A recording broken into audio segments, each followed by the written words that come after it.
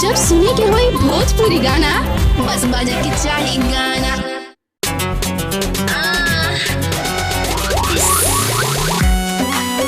DJ Karan Kumar, DJ Karan Kumar, DJ Karan Kumar, DJ Karan Kumar, DJ Karan Kumar, DJ Karan Kumar, DJ करण।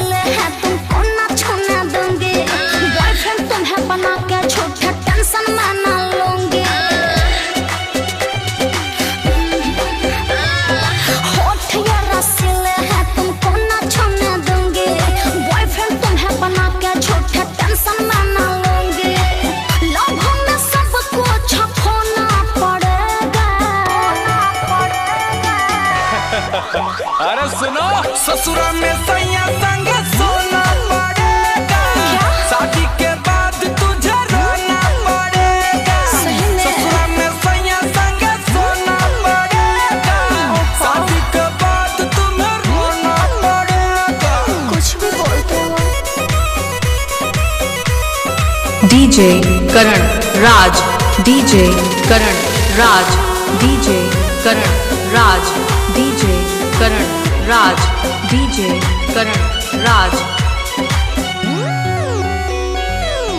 आजकल के लड़के हैं लफुए, लड़कियों को यूज करते हैं, काम निकाल कर देते हैं धोखा, दिल को सब तोड़ते हैं।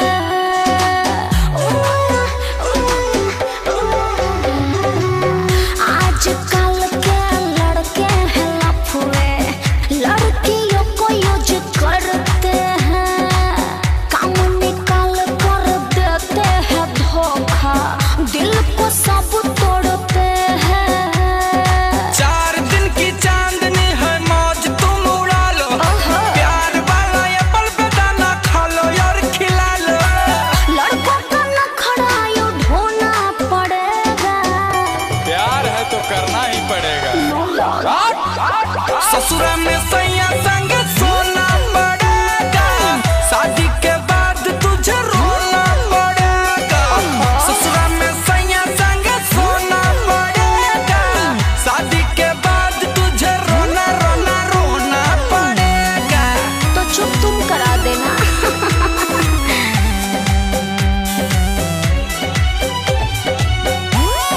डीजे डीजे करण, डीजे डीजे डीजे करण, डीजे डीजे। दिन रात मोबाइल पे मुझको नहीं चिपकना है, ओ मेरा बाबू राजा सोना, रोशन गुंजन न रटना है।